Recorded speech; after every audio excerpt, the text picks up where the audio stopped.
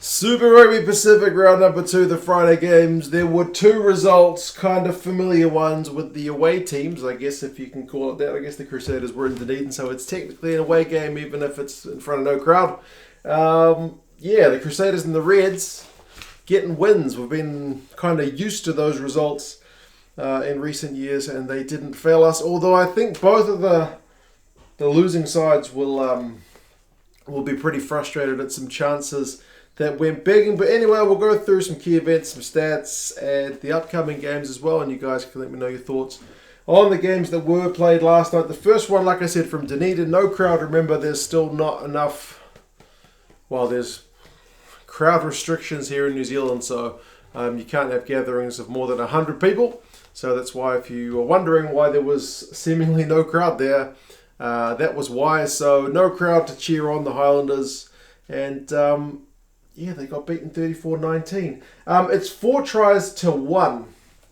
But if you didn't watch the game, you may not believe it. The Highlanders were out to like a 13-0 lead in this game. And the fact they couldn't punish the Crusaders a bit more. And then when the Crusaders went down the Highlanders' end and pretty much scored immediately, I think that'll frustrate the Highlanders coaching staff. Obviously, over the course of the game, you don't win 34-19 by luck. The Crusaders are a pretty bloody good outfit, and they showed some absolute class. But like I said, Highlanders get a penalty to start things 3-0. They show a pretty sweet scrum move with Gilbert going over on 9 minutes, so it's 10-0.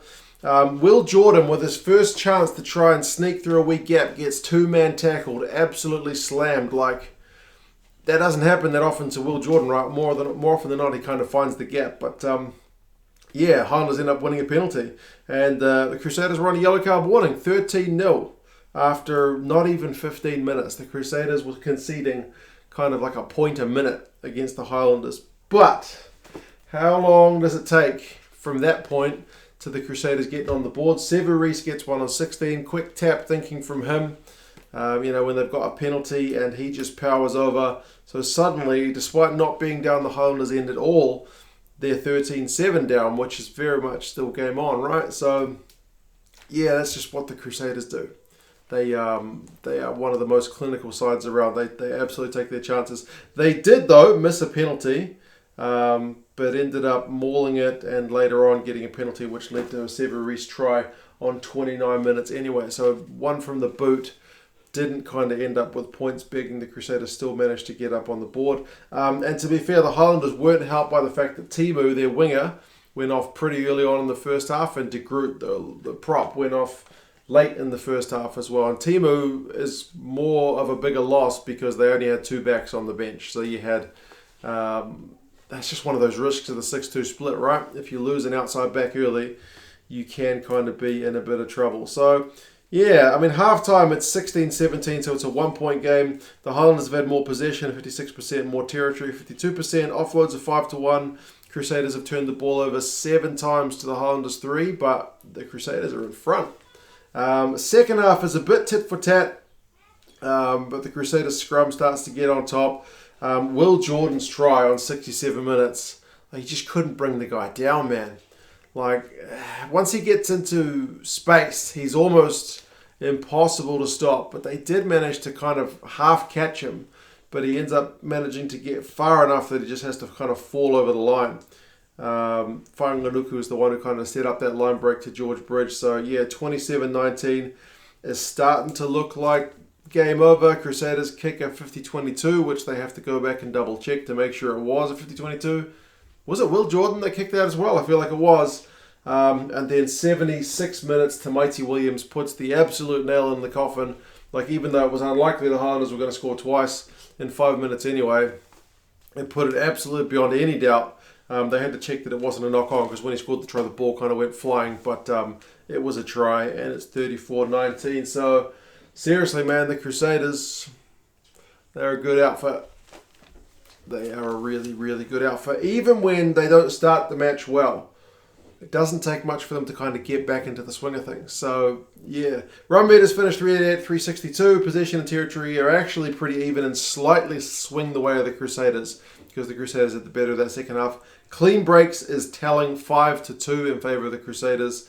Lineouts 8 from 11 and 11 from 13 for the Highlanders and Crusaders respectively, so both missed a few. If you're looking at individuals, Mitch Hunt had the most run meters of any of the Highlanders guys with 59. Will Jordan had 78, top of the match, and 5 defenders beaten for him. Like I said, he's a hard guy to bring down. Christie, as always, a tackling machine, makes 24 out of 24. Coltman had 17 out of 17. I think Dickson had more, but he missed a couple, so Coltman was at 100%. Penalties conceded was actually more manageable this week. Like the Crusaders in particular were pleased. They only conceded 10, the Highlanders 9, so kind of low in this game.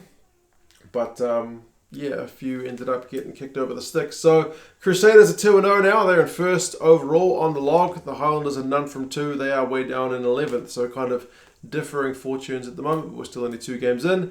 The Crusaders have got Moana Pacifica next if that game goes ahead. Remember, those guys are still dealing with a COVID outbreak. That'd be a heck of a way to start your campaign against a red-hot Crusaders team who are 2 games into form. The Highlanders will play the Hurricanes, so a chance for them to bounce back. But remember, we've still got Saturday games yet, so it's kind of early days to see where these teams are at. Second game, Waratahs and Reds. The Reds win at 20 points to 16. Low scoring in terms of tries, but miserable weather at Leichhardt Oval. Good crowd despite the weather. Like, for that many people to get out there, I don't know what the numbers were, but for that many people to get out there in the driving rain was kind of pleasing. So good on those fans for getting out there. If I thought the Highlanders would be disappointed with their failure to capitalise, I think the Waratahs even more so. The Waratahs' stats in this game are absolutely phenomenal. How they didn't get more points is kind of beyond me, especially the fact that Taniela Tupou wasn't playing as well. He injured himself in the warm-up, so the Waratahs' scrum was doing really well. There was everything going for them, but they just couldn't get the points, It was kind of frustrating from that point of view, but the Reds, that's kind of 2 weeks where they haven't looked all that flash and still managed to get 2 wins. That's kind of, I don't know, usually one of the hallmarks of a pretty good team, that they can sit there in kind of third gear and still manage to beat teams, and then hopefully when it really comes to crunch time, they can take that extra step up. But yeah, Reds kicked the penalty early. The Waratahs missed their first one. Parise got held up. I think it was Tate McDermott who helped with the try saver for that one.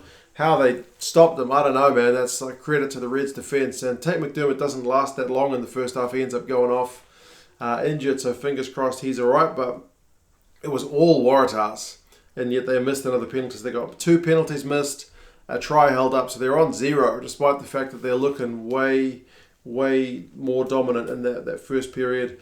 And then it kind of gets worse for the Waratahs, because similar to the Crusaders did to the Highlanders, first real chance the Reds go down the other end, and Paea is on the board. I think it's with advantage. James O'Connor dinks it over to him. It's a proper well-worked try, so 10 points to 0.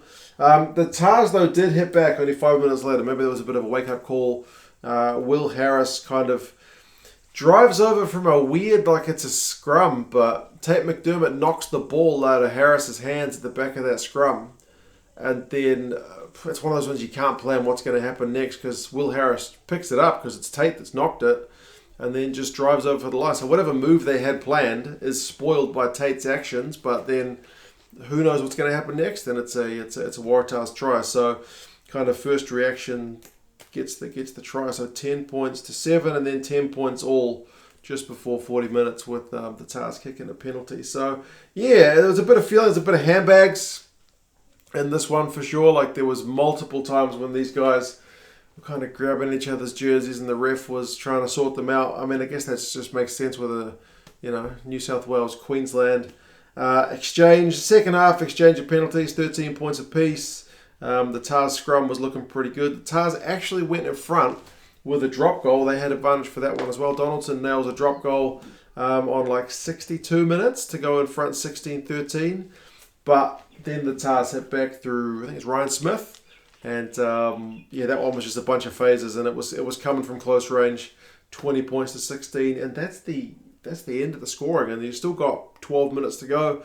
The Tars did have some chances at the end, but they just couldn't execute. Like their line-out was faltering at times, and yeah. Honestly, on another day, the Tars could have won this one. but not quite to be. There was a weird moment at the end where James O'Connor kicked it out and they weren't sure if the time was actually up. Because he'd looked at the game clock, like on the scoreboard. Remember, that's not the official timekeeper's clock. They're just trying to kind of keep it in sync as much as they can. But anyway, the time was up. So the Reds hold on for the win. Run meters, 370 to 195 in favour of the Tars. Possession, 59% Tars. Territory, 64% Tars. In the first half, it was possession 67, territory 77 to the Tars. Remember, they went in at half-time down by a point. Was it? Or was it even? First game it was down by a point. It was even. How it was even, I don't know. Clean breaks 6-2 to the Tars. Defenders beaten 23-5 to the Tars. Penalties conceded 13-8 with the Reds conceding more.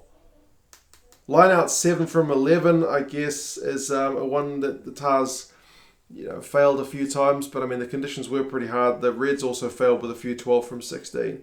Parise, 6 defenders beaten. Charlie Gamble, that's his first name, isn't it? Charlie, 13 from 13 tackles for him. McCrate, though, or was it McCrate? They kept calling him McCrate in the commentary. 21 out of 21 tackles for him. He's putting another good shift. Goal kicking, 60% for the Tars, 100% for the Reds. A couple of missed penalties. So, yeah, Reds get it done. They are 2-0. They are second overall in the competition, just behind the Crusaders. They've got the Force away. I'm not sure if they're going to travel to Western Australia. I'm not sure what the deal is with the travel to Western Australia at the moment. Please let me know if you do know. The Waratahs are away to the Brumbies. They are in third because they are 1 win, 1 loss. So, yeah, interesting games. Tars could have won it. I picked the Tars as well, which is kind of frustrating because I thought maybe they might get it done. On another day they could have, so that kind of burns me a little bit. But, I'm pleased for the Reds that they managed to kind of hang on to the death because it showed a bit of a test of character.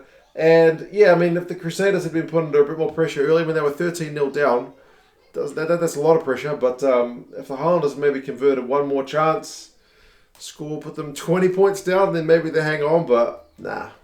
Crusaders, man, just too good. Sever Rhys's try-scoring record for the Crusaders is pretty phenomenal. So, there you go. Those are your 2 Friday games. Remember, Saturday games, we've got the Blues getting underway, so that's definitely one you'll be wanting to tune in for. There's a couple of games from Australia as well. I'm more focused on my Blues at the minute. But anyway, you guys let me know your thoughts, and I'll talk to you guys again soon. See you later.